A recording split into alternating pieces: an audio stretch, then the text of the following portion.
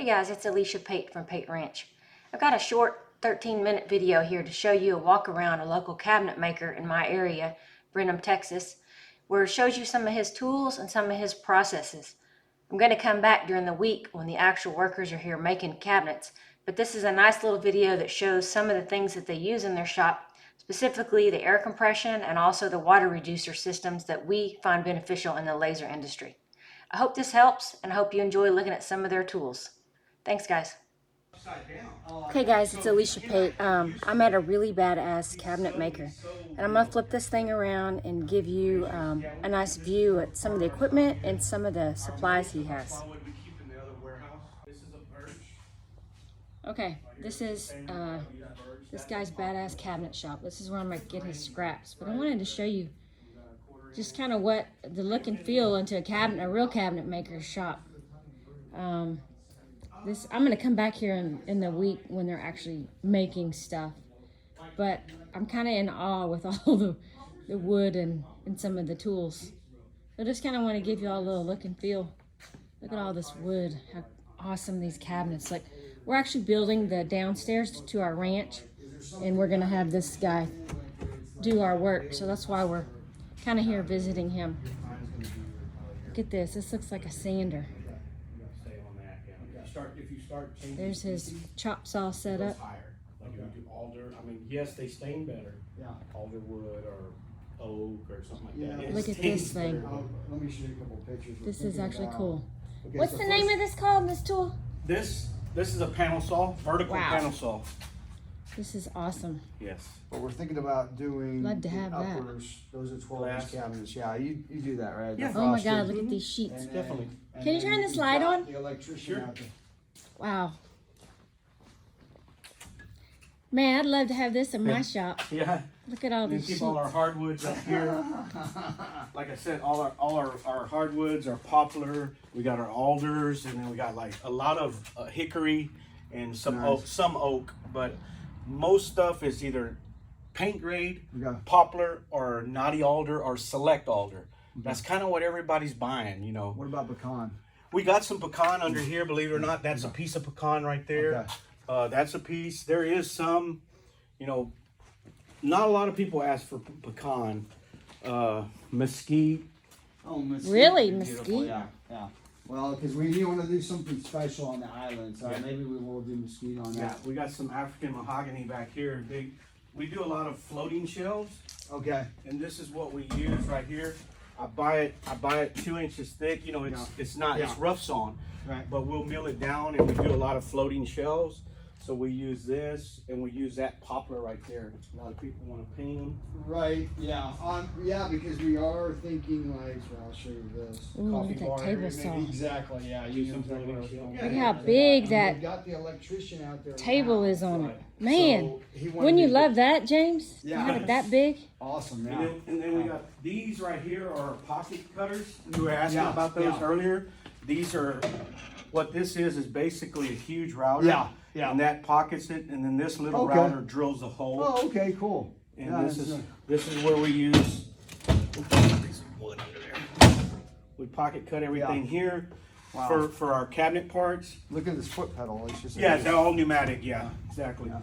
Chop saw. Okay. You know, we do all our cutting there. Yeah. That's nice. Got another Delta small table saw here.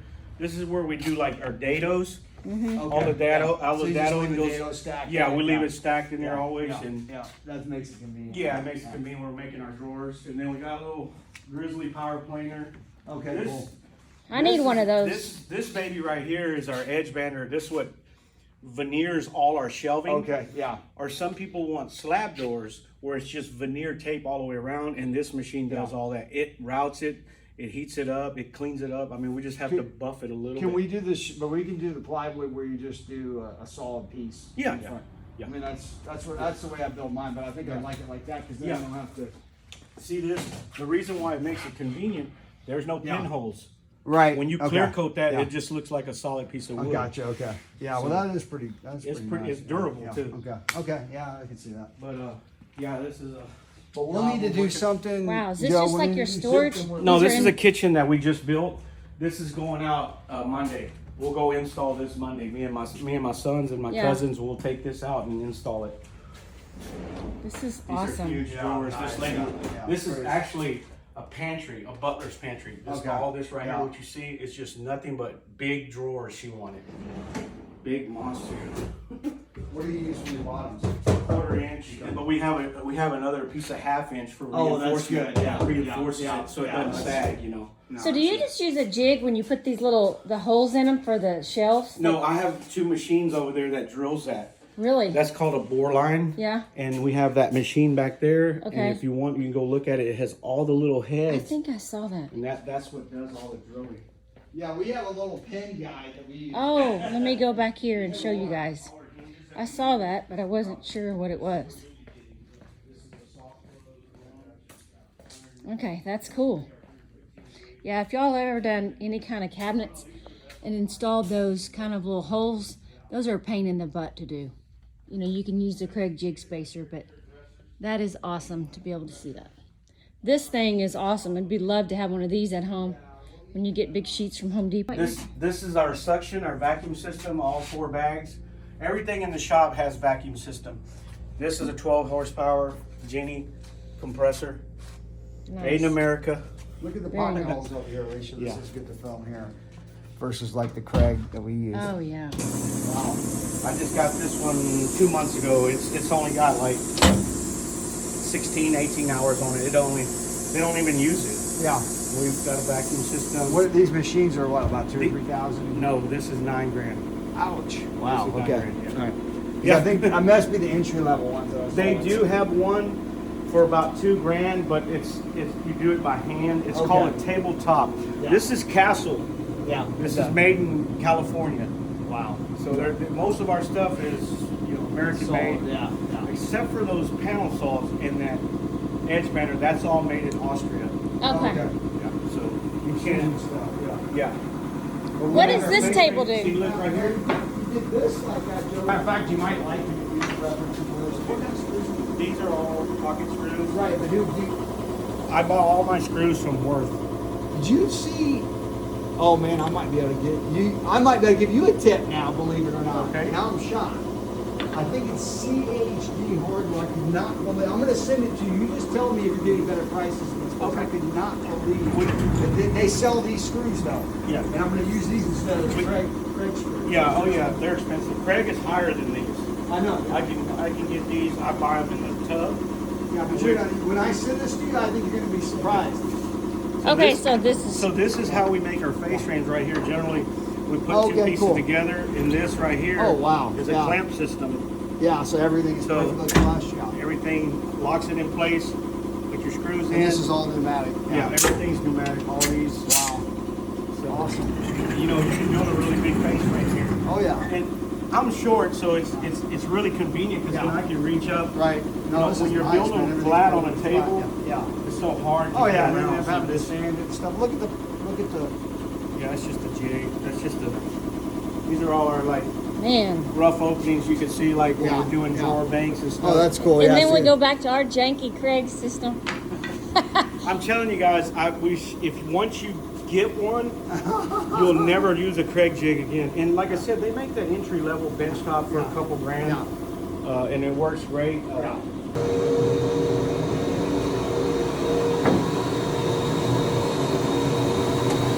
So what this does, this helps make this.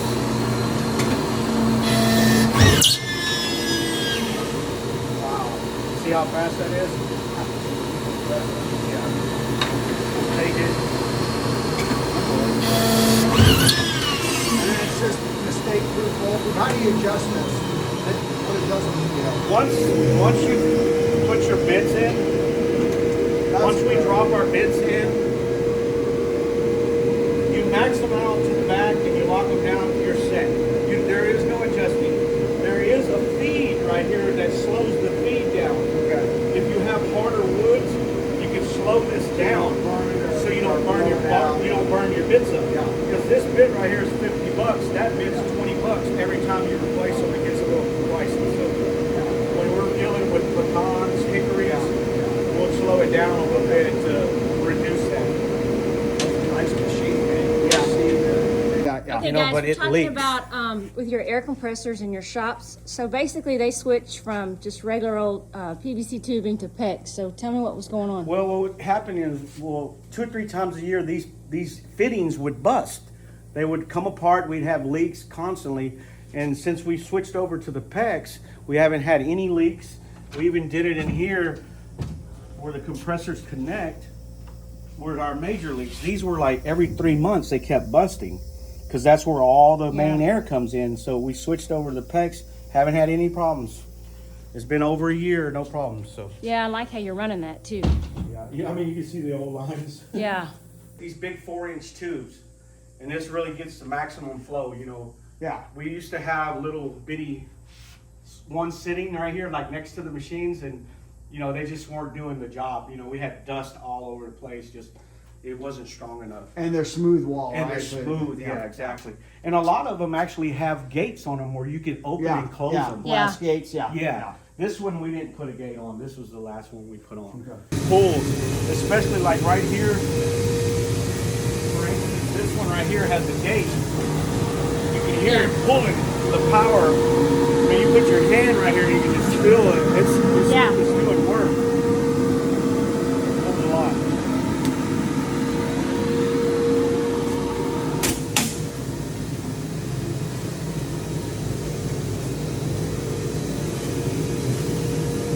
We have an air dryer system right here, Kaiser.